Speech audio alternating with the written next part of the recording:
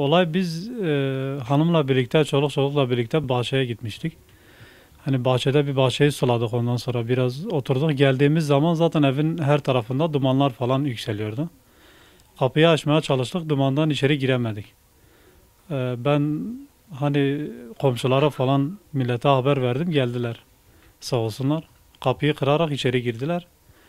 Bütün komşular hani yardım ederek su taşıdık, evi hani yanmasını önledik. Bir nevi yanmasını önledik. Yanan benim televizyonum var, beyaz eşyam var yani gerekli kurumlardan hani rica ediyorum eğer varsa böyle bir şey bana yardımcı olsalar sevinirim. Hani beyaz eşyam gitmiş, yorganım, yastığım, halılarım falan gitmiş. Hani bunlar da karşılanırsa sevinirim yani. Çalıştığım iş yok. İşim yok. Şeye biz başvurduk, kaymakamlığa başvurduk, sosyal yardımlaşmaya başvurduk. E, Daha gereken bir bilgi bize verilmedi, bekliyoruz.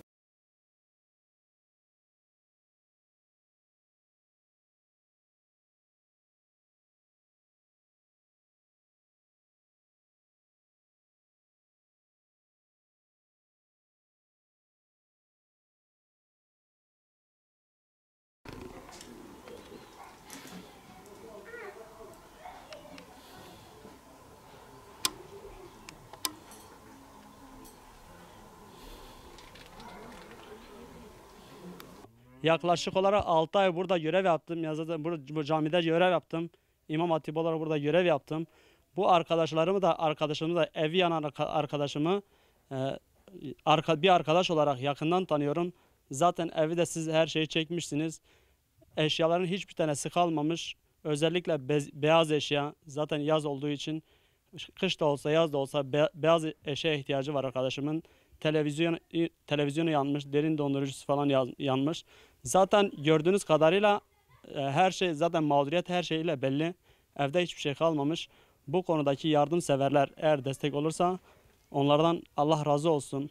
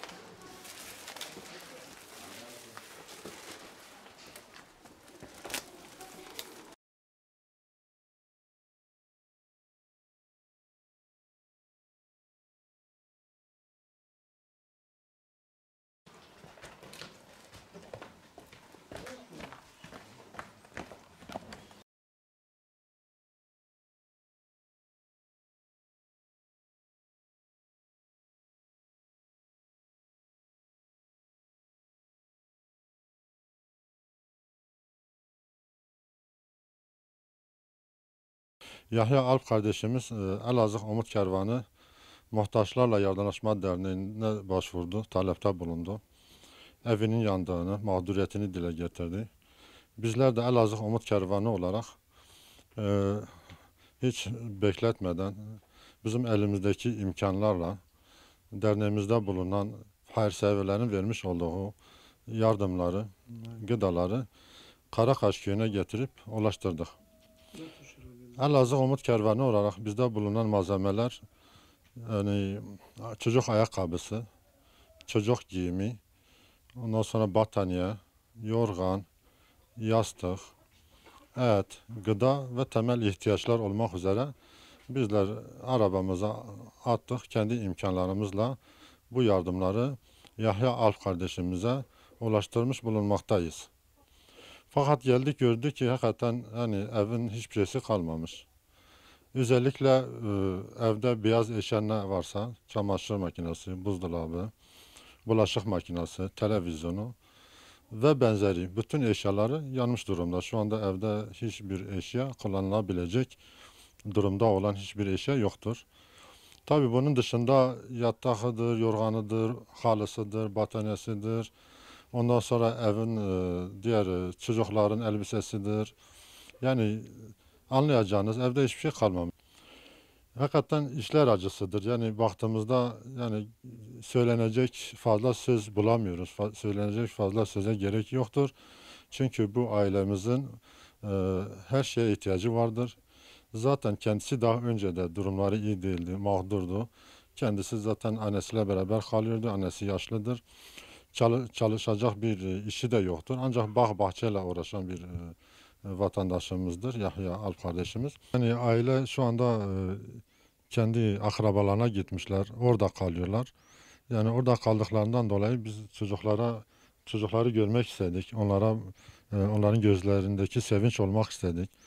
Biz onları sevindirmek için kendilerine üst elbise, ayakkabı ve benzeri çorap eşyaları getirdik.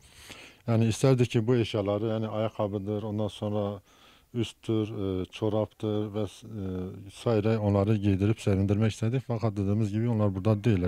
Şimdi buradaki bu vatandaşımızın, Yahya Alp vatandaşımızın mağduriyetini yani duyurmuş olduk.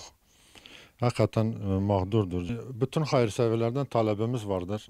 Yani bu evin şu anda hiçbir şeysi yoktur.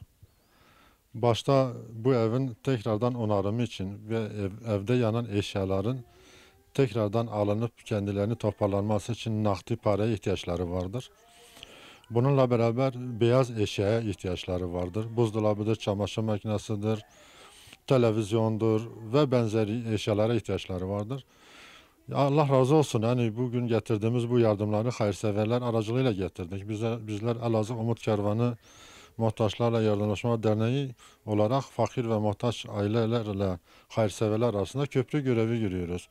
Hayırseverlerimiz bize ne verdilerse, bize ne emanet ettilerse bizler de onları Allah'ın izniyle fakir ve muhtaç ailelere, mağdur ailelere ulaştırıyoruz. Yani bunun için hayırseverlerimizden talebimizi tekrarlıyoruz. Bu konuda duyarlı olsunlar, bu konuda ellerinden geleni yapsınlar. Bu mağdur duruma düşmüş, evi yanan e, kardeşimize bir el atsınlar. Tekrardan evin ihtiyaçlarını alsın. Kendilerine, çocukların eşyalarını alsın. Onlara gözlerine bir umut olsunlar. Hayırseverlerden şu ana kadar yapmış oldukları yardımlardan dolayı onlardan Allah razı olsun diyoruz. Yani bundan sonra da yapacakları yardımlardan dolayı kendilerine teşekkür ediyoruz. Allah onlardan razı olsun.